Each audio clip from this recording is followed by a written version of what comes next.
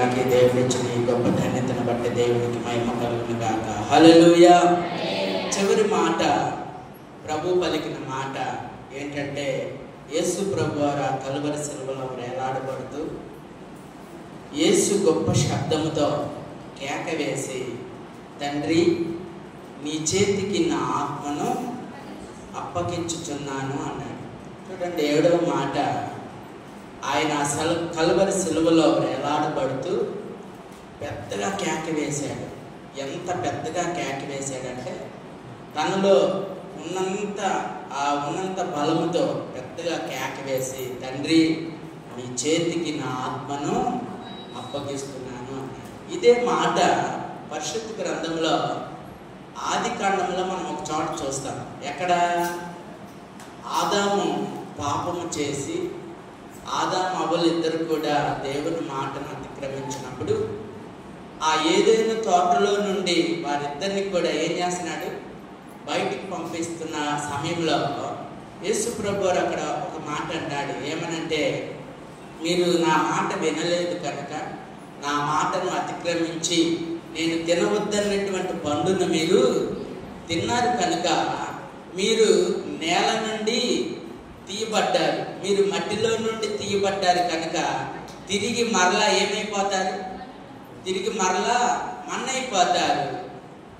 ఆత్మ దయచేసినటువంటి దేవుని దగ్గరికి తిరిగి వెళ్తున్నాను. చూడండి, ఈ శరీరానికి మరణం ఉంది కానీ నీలో ఉన్న ఆత్మకి ఏమి లేదు, మరణం లేదు. శరీరానికి ఏముంది? శరీరానికి మరణం ఉంది, కానీ ఆత్మకి ఏం లేదు, మరణం లేదు. ఇప్పుడు శరీరధారిగా ఈ లోకానికి వచ్చిన యేసయ్య ఆ కలువరి శిలువలో మరణిస్తూ పెద్ద కేక వేసి, ప్రభువా ఇదిగో ఈ శరీరాన్ని మరి తిరిగి ప్రజలు ఏం చేస్తారో, నేను కొద్ది క్షణాల్లో చనిపోబోతున్నాను కనుక ఈ శరీరం తిరిగి ఏమైపోతుంది? మట్టిలో మన్నైపోతుంది. కానీ ఆత్మ ఇప్పుడు ఎవరి దగ్గరికి వెళ్ళాలి? దేవుని దగ్గరికి వెళ్ళాలి. అందుకని కుమారుడైన యేసు ప్రభు వారు అంటాడు, తండ్రి నీ చేతికి నా ఆత్మను అప్పగిస్తున్నాను అన్నాడు. ఎంత అద్భుతమైన మాట! ప్రియమైన దేవుని బిడ్డలారా, ఈరోజు ఇక్కడ కూర్చున్న మన అందరము కూడా ఈ శరీరము మనం మరణించిన తర్వాత మన శరీరాన్ని ఏం చేస్తారు? సమాధి చేస్తారు. ఏం చేస్తారు? సమాధి చేసినప్పుడు ఆ సమాధి అయిపోయినటువంటి శరీరము ఒక నెల తర్వాత వెళ్ళి తవ్వండి, ఒకసారి తవ్వితే ఈ శరీరం లాగే ఉంటుంది. మనం చనిపోయినప్పుడు ఎలాగున్నామో మరలా అలాగే నెల తర్వాత వెళ్ళి చూస్తే అలాగ ఉండము. ఎందుకని? ప్రభు వాక్యంలో చెప్పాడు. ఏమని చెప్పాడు? ఇది మట్టి శరీరం కనుక ఈ మట్టి శరీరము తిరిగి మరలా మట్టి అయిపోతుంది, మన్నైపోతుంది. కానీ మనలో ఉన్నటువంటి ఆత్మ, అది దేవుడు పెట్టిన దీపం. ఈ యొక్క ఆత్మ తిరిగి మరలా ఎక్కడికి వెళ్తుందంట? దేవుని దగ్గరికి వెళ్తుంది. నిజంగా దేవుని దగ్గరికి వెళ్తుందా అంటే రెండు ప్రశ్నలు. ఒకటి, నువ్వు భూమి మీద బ్రతుకున్నంత కాలము నీ ఇష్టానుసారముగా జీవిస్తూ దేవుని దగ్గరికి రాకుండా, పాప క్షమాపణ పొందకుండా, బాప్తిసం తీసుకోకుండా మరణిస్తే నీ శరీరం మట్టయిపోయింది. కానీ దేవుడిచ్చిన ఆత్మ మాత్రము నువ్వు దేవుని ఎరగలేదు కనుక ఆత్మ ఎక్కడికి వెళ్ళింది? దేవుని దగ్గరికి వెళ్ళదండు. ఎక్కడికి వెళ్ళిందంటే, ఆ యేసుక్రీస్తుని నమ్ముకోకుండా బాప్తిసం తీసుకోకుండా ఉంటే ఆ ఆత్మ నిత్య నరకాగ్నిగుండం దగ్గరికి వెళ్ళింది. అదే నువ్వు యేసుక్రీస్తుని నమ్ముకొని పాప క్షమాపణ పొంది బాప్తిసం తీసుకుంటే నీలో ఉన్న ఆత్మ ఎక్కడికి వెళ్తుంది? పరలోకానికి వెళ్తుంది. చూడండి, అది దేవుడు చెప్పిన మాట. ఈరోజు యేసు ప్రభు వారు కూడా ఆ మాట ఎందుకు పలికాడంటే, ప్రభువా ఇదిగో ఈ యొక్క ఆత్మ అపవాదైన సాతాను చేతికి వెళ్ళకూడదు. ఇదిగో ఈ యొక్క ఆత్మ నీ చేతికి వెళ్ళాలి. మహిమ శరీరాన్ని, మహిమత్వాన్ని ఆయన పొందుకుంటున్నప్పుడు పలుకుతున్న మాట కనుక ప్రభు పెద్ద కేక వేసి ఏమంటున్నాడంటే, తండ్రి నీ చేతికి నా ఆత్మను అప్పగించుచున్నాను అన్నాడు. కనుక ప్రియమైన దేవుని బిడ్డలారా, సహోదరులారా, శరీరము ప్రాముఖ్యము కాదు కానీ నీలో ఉన్న ఆత్మ చాలా ప్రాముఖ్యమైనది. ఈ శరీరము బ్రతికితే ఒక 70 సంవత్సరాలు బ్రతుకుతారు. లేదా 80 సంవత్సరాలు బ్రతుకుతాం, లేదా 90 సంవత్సరాలు, 100 సంవత్సరాలు బ్రతుకుతాం. ఈ 100 సంవత్సరాలు, ఈ 90 సంవత్సరాలు ఎవరయ్యా బ్రతికేదంటే వెనకున్న ముసలోళ్ళు ఉన్నారు చూడండి. వాళ్ళు ఆ పాత రోజుల్లో రోడ్లో ఏం చేశారు? రోడ్లో సద్దలు, జొన్నలు, కొర్రలు, సోములు, ఆరికలు వీటన్నిటిని ఏం చేశారు? ఆ రోజుల్లో పండించుకొని ఆ వచ్చినటువంటి ఆ కొర్రలు, ఆరికలను ఏం చేశారు? పెద్ద పెద్ద రోడ్లో వేసి, ఆ పెద్ద రోడ్లు ఉంటాయి, ఏది కర్ర దంచేయి అంత పొడుగు ఉంటాయి, మనిషి అంత పొడుగు ఉంటాయి. ఎట్లా ఎత్తి కొడితే ఇట్లా కొట్టి మళ్ళీ ఈ చేత్తో పట్టుకుంటారు, మళ్ళీ ఈ చేత్తో కొట్టి ఈ చేత్తో పట్టుకుంటారు. ఇదంతా ఎప్పుడు చూశానంటే నా చిన్నప్పుడు చూశాను కాబట్టి చెబుతున్నాను. అప్పట్లో ఈ ఎండాకాలం వస్తే ఆ రోహిణి కార్తె అంటారు. రోహిణి కార్తె అని ఎందుకంటారు? రోళ్ళు పగిలిపోతాయి అంటగా, మీకు తెలీదా? రోహిణి కార్తెకి ఏం పగిలిపోతాయి?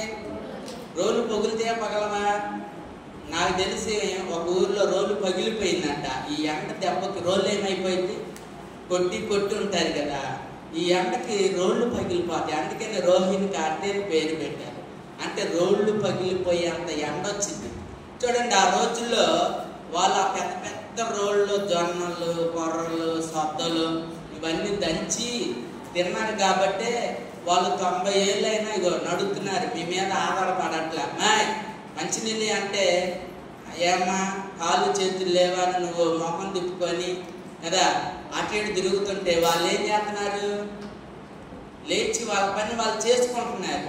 అదే వయసు నీకు వచ్చిందనుకో, కర్ర పట్టుకొని తిరుగుతా ఉంటారు, కట్ట పట్టుకొని కదా.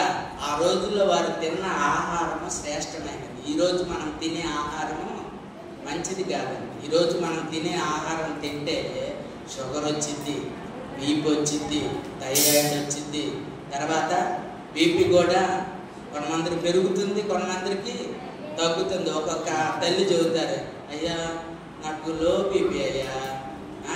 ఏం బీపీ అంట?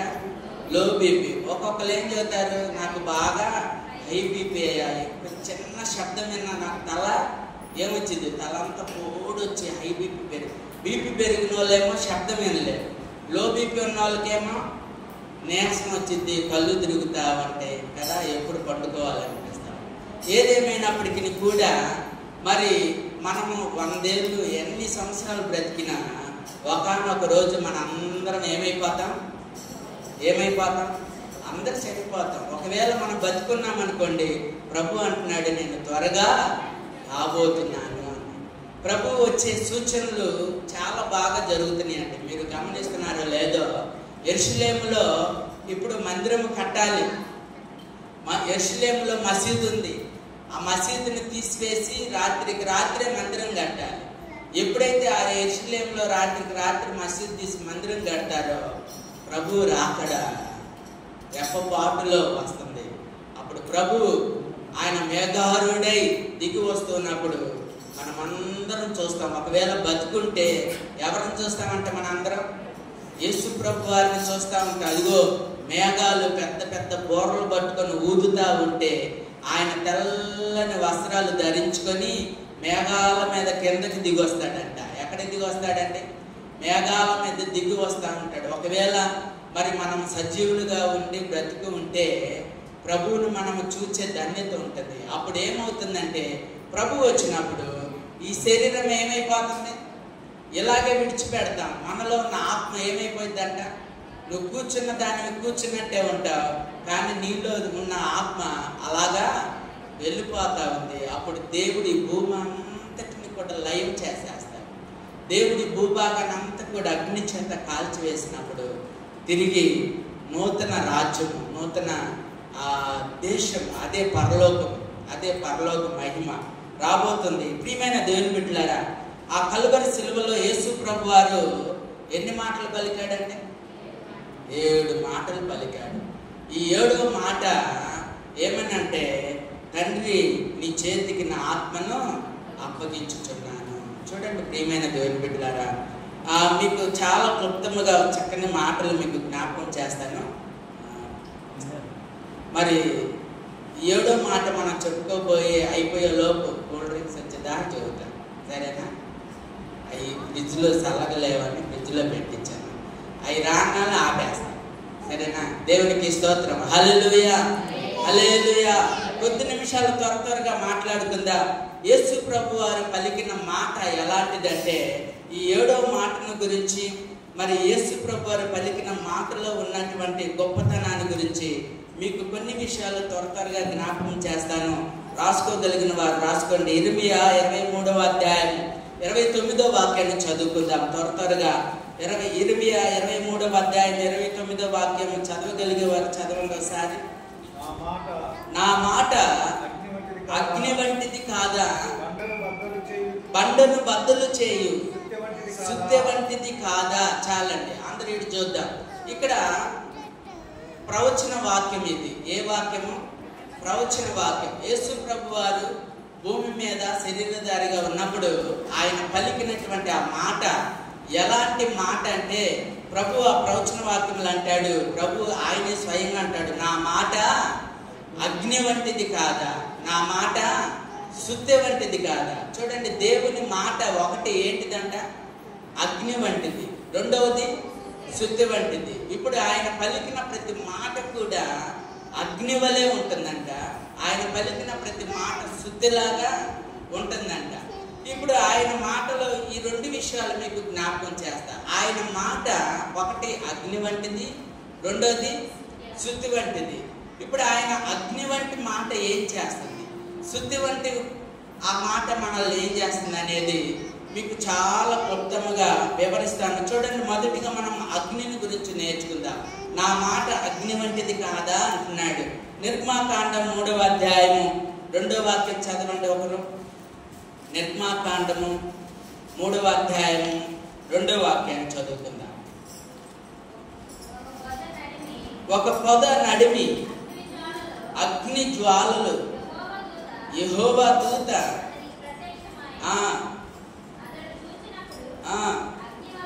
అగ్ని వలన ఆ పొద మండుచుండేను, కానీ పొద కాలిపోలేదు. అప్పుడు మోషే, ఆ పొద ఎలా కాలిపోలేదు, నేను ఆ తట్టు వెళ్ళి ఈ గొప్ప వింత చూచెదనని దాన్ని చూచుటకు అతడు ఆ తట్టు వచ్చుట.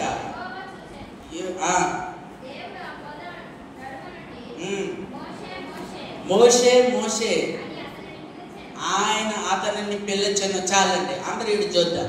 ఇక్కడ రాయబడినటువంటి మాటలు మీరు గమనించినట్లయితే, మీరు ఇంటికి వెళ్ళినాక అధ్యాయం అంతా చదువుకోండి. చదవటానికి సమయం లేదు కనుక మీకు త్వరగా జ్ఞాపకం చేస్తున్నాను. ఇక్కడ మోషే గొర్రెల కాపరిగా ఉండి తన మామ అయినటువంటి తన మామ యొక్క మందను, గొర్రెలను, మేకలను ఏం చేస్తున్నాడంటే ఆ కొండ ప్రాంతానికి తీసుకొని వెళ్ళి మేపుతా ఉన్నాడట. ఆయన ఆ గొర్రెలను, ఆ మేకలను మేపుతున్నటువంటి సమయంలో మరి దేవుని యొక్క మాట అగ్ని వంటిది అన్నాం కదా. ఆ అగ్ని అయినటువంటి దేవుడు ఆకాశము నుండి అగ్ని వలె ఎక్కడికి దిగొచ్చాడు? ఆ పొద దగ్గరికి వచ్చాడు. కొండ మీద ఏముంటాయి? మరి చెట్లు ఉంటాయి, పొదలు ఉంటాయి. ఆ పొదల్లో పందులు ఉంటాయి కదా. అడవి పందులు ఉంటాయా, ఉండవా? మీరు కొండ ప్రాంతంలోకి వెళ్తే పొదలలో చూడండి, అడవి పందులు గుర్రు అనుకుంటా కదా శబ్దం చేస్తూ ఉంటాయి. ఆ పొదలలో పందులు, కుందేళ్ళు ఇవన్నీ కూడా ఏం చేస్తాయి? దాక్కొని చక్కగా నివాసం చేస్తూ ఉంటాయి. అయితే గొర్రెల కాపరిగా ఉన్నటువంటి ఆ మోషే ఆ మందను మేపుతున్నటువంటి సమయంలో ఆకాశంలో ఉన్నటువంటి దేవుడు అగ్ని వలె ఆ పొద దగ్గరికి వచ్చి ఆ పొద కాలిపోతా ఉందంట. కానీ అగ్ని పొదను కాలుతుంది, కానీ ఆ పొద కాలిపోవట్లేదు, కానీ మంట మాత్రము వస్తూ ఉంది. అప్పుడు దూరం నుండి చూస్తున్నటువంటి మోషే, అరే ఇదేందిరా పెద్ద మంట వస్తుంది, ఆ మంటలో ఆ మంట మండుతుంది కానీ పొద ఏమైపోవట్లేదు, కాలిపోవట్లేదు. డ్రింక్స్ వచ్చేసింది. ఏమొచ్చినాయి? డ్రింక్స్ వచ్చినాయి. అవి కొంచెం చల్లబడేలోపు గబగబ చెప్పుకున్నాం.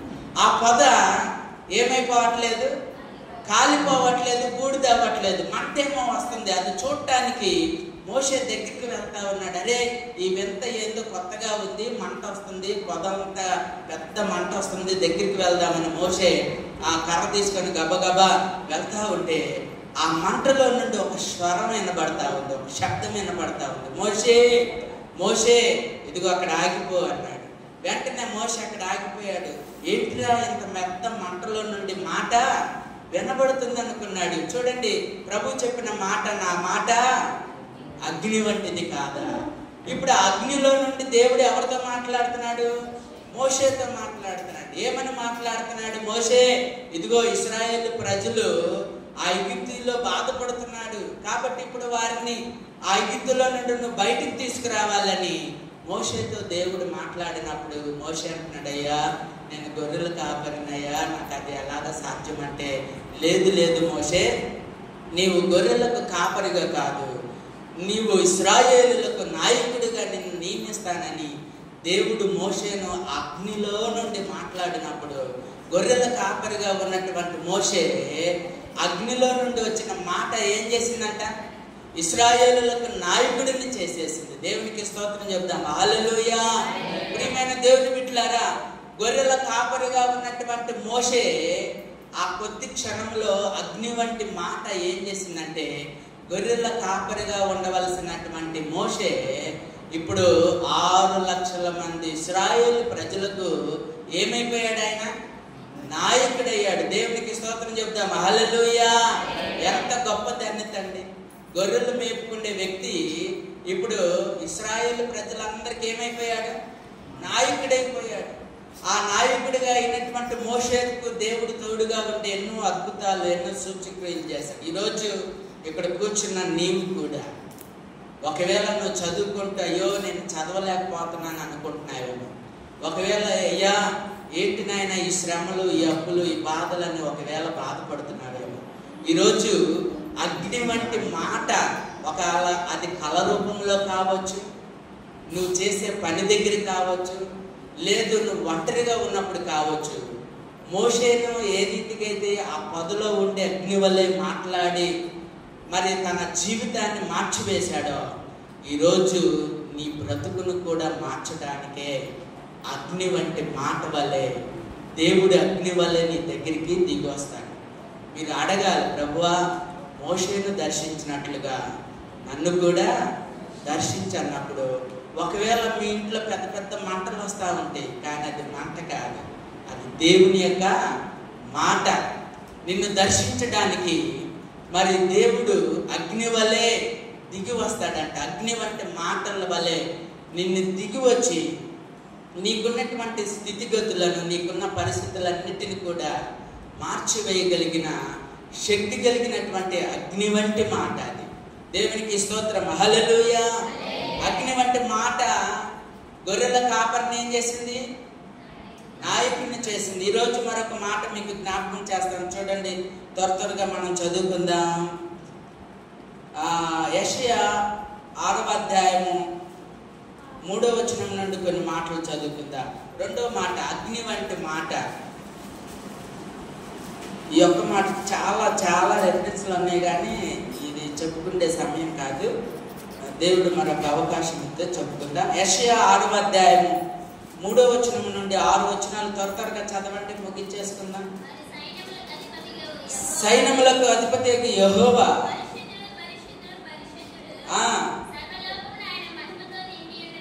నిండి ఉన్నది చూండిరి.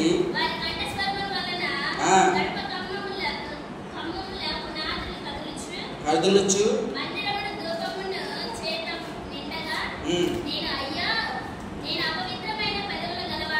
అపవిత్రమైన పెదవులు గలవాడను, అపవిత్రమైన పెదవులు గల జనుల మధ్య నివసించుచున్నాను, నేను నశించి తిని.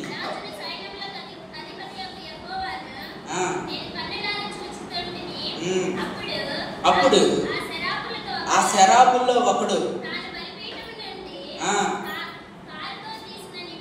నిప్పును చేత పట్టుకొని ఎగిరి వచ్చి నా నోటికి దాన్ని తగిలించి, ఇది నీ పెదవులకు తగిలను గనుక నీ పాపమునకు ప్రాయచిత్తము ఆయన. చాలండి, అందరు కూడా ఇటు చూద్దాం.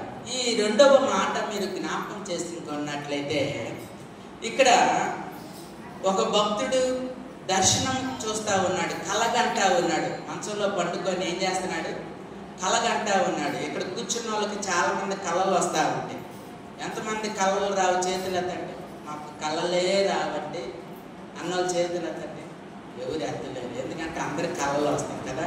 చిన్నపిల్లలు ఈ మధ్య మా ఊడు ఒకడు ప్యాస్ పోసుకున్నాడు. అరే ఏంద్రా అంటే, ఏం లేదు నాన్న, రాత్రి నాకు ప్యాస్ వస్తున్నట్టే ఉన్నాయి. అప్పుడు ఆ నిద్రలోనే ఏం చేశాడంట? తలుపు తీసుకున్నాడంట, బయటికి వెళ్ళాడంట, బాత్రూంలోకి వెళ్ళాడు, లైట్ వేసుకున్నాడు, అక్కడ పోస్తా ఉన్నాడంట. అది తర్వాత చూసుకుంటే చల్లగా తగిలిందంట. కళ్ళు తెరిచి చూసేసరికి ఎక్కడున్నాడు? ఇలాంటి కళలు కాని వాళ్ళు కూడా ఉంటారు. అది చిన్నప్పుడు కళలు. నేను చెప్పే కళ ఏంటిది? చిన్నప్పుడు. ఇప్పుడు మీకు కూడా గుర్తొచ్చి ఉండొచ్చు కదా. చాలా మంది అరే లే ఏంది దాంట్లో తడుపుతున్నా అని లేపితే ఏమంటారు? అరే నేను ఎక్కడ పోసుకుంటున్నానా? అప్పుడు తర్వాత చదువుతారు పిల్లలు. ఏమంటారు? లేట్ డాడీ, నేను బాత్రూమ్కి వెళ్ళా, కాలువ పక్కన పోసుకుంటా ఉన్నా, తీరా చూస్తే మొత్తం తడిసిపోయిందంట కదండి. అది అలాంటి కళలు కనే వాళ్ళు కూడా ఉన్నారు కదా. చాలా మంది ఇంకో కళలు వస్తూ ఉంటాయి. ఏం కళలు? చాలా మంది బాగా అలసిపోయి పట్టుకుంటే కొంతమందికి సీరియల్లో లేదా సినిమాల్లో దెయ్యాల సినిమాలు అవి చూస్తూ ఉన్నప్పుడు అవి చూసి పండుకున్న తర్వాత వాళ్ళ కళ్ళలో సైతాన్ని వచ్చి నిద్రపోయేవాళ్ళు పైకి తీసుకెళ్ళింది. పైకి తీసుకెళ్ళి గెరగెర మంచంతో పాటే ఏం చేసింది? గరగర తిప్పి ఇసురు నూగుతుంటే పడేటప్పుడు గట్టిగా కేకలేస్తూ ఉంటారు. ఏం చేస్తారు? అమ్మో పడిపోతున్నానని కాపాడు అంటారు. ఈ కళ్ళే వచ్చారా ఎవరికైనా?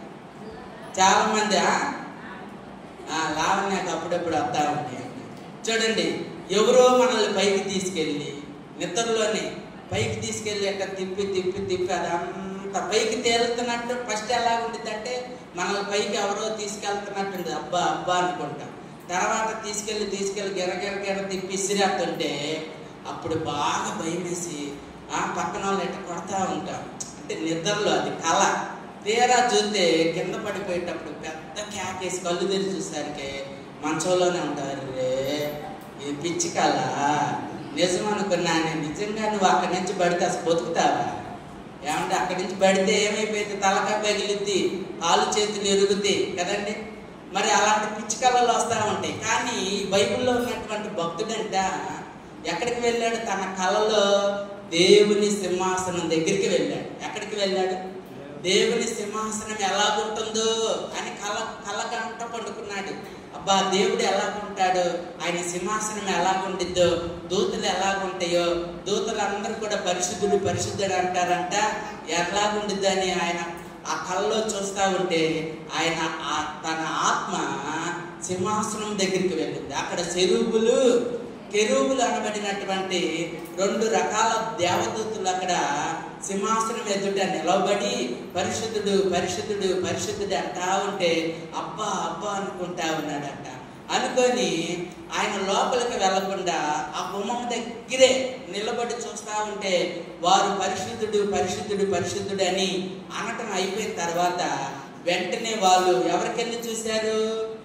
ఈ కళలో వచ్చినటువంటి వ్యక్తికెళ్ళి చూడగానే వెంటనే ఆయన అంటాడు, అయ్యో నేను అపవిత్రమైన పెదవులు గలవాడను, నేను లోపలికి వచ్చే యోగ్యత నాకు లేదు, నేను అపవిత్రమైన వాడిని కేకలు పెడతా ఉన్నాడంట. ఆ కళ్ళలో ఆ కేకలు పెడతా ఉంటే అప్పుడు వెంటనే అక్కడ ఉన్నటువంటి దేవదూతల్లో ఒక శరాబు అనబడినటువంటి ఒక ఆయన ఆ మండుచున్నటువంటి ఆ మంట అంటే సింహాసనం ఎదుట దేవుడు అగ్ని వలె ఉన్నాడు. ఆయన పేరు దహించు అగ్ని అని బైబిల్లో రాయబడింది. ఆ దహించు అగ్ని ఆ మంటలో నుండి ఒక కొరువి తీసుకొని ఏం చేశాడంట?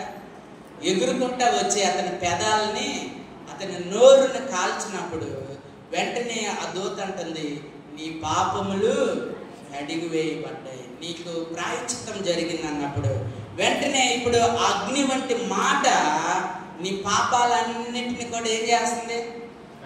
ఆ కళలో చూసినటువంటి వ్యక్తి పాపాలు ఎలాగైతే పోయినవో అగ్ని వంటి మాట, ఆ జీవము కలిగిన వాక్యము, ఆ మాట నీలో ఉన్నటువంటి ఆ పాపములన్నింటినీ కూడా ఏం చేస్తుంది? కడిగి వేయగలిగిన దేవుని వాక్యము, అగ్ని వంటి దేవుని వాక్యం ఏం చేస్తుందంటే మన పాపాలన్నింటినీ కూడా ఆ వాక్యం ఏం చేస్తుంది? కాల్చివేస్తుంది. ఆ దహించేటువంటి అగ్ని ఆ పాపములన్నింటినీ కూడా కాల్చివేస్తూ ఉంది. మరి ఆ దహించేటువంటి ఆ మాట, మరి రెండవ విషయం మనం ఏం నేర్చుకున్నాం? మన పాపములను కాల్చివేస్తుంది, మనల్ని పవిత్రపరుస్తుంది, మనల్ని పరిశుద్ధపరుస్తుంది.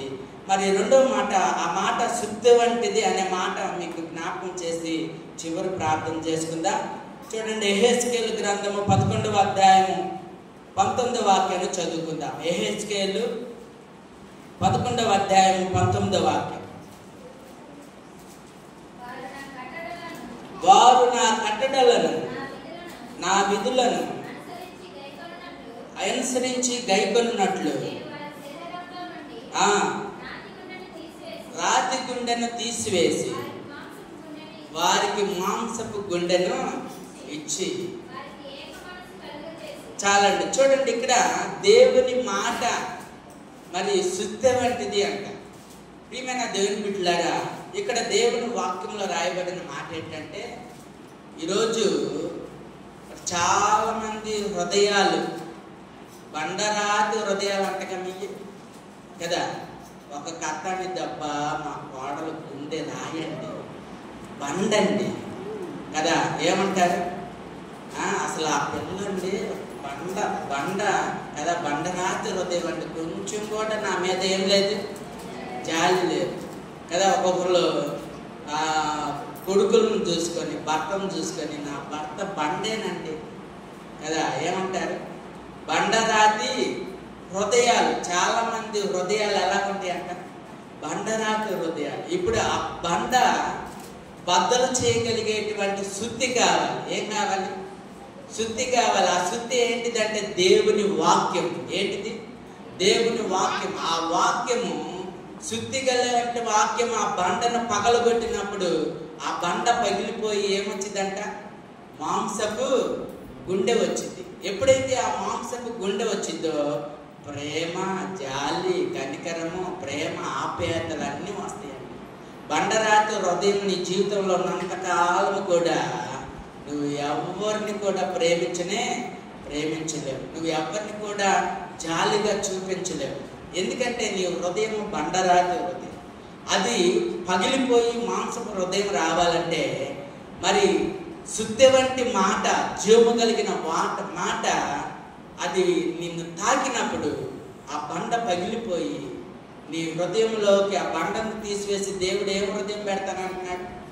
మాంసపు అనే హృదయాన్ని పెడుతున్నాడు. అది ఎప్పుడు వచ్చిందంటే నువ్వు దేవుని వాక్యాన్ని ఎప్పుడైతే వింటా ఉంటావో నీ హృదయం బద్దలు చేయబడి బాప్తిసం తీసుకున్నప్పుడు, ఆ బాప్తిసం తీసుకున్నాక ఆ బండరాతి హృదయం పోయి ఏ హృదయం పెడతాడు దేవుడు?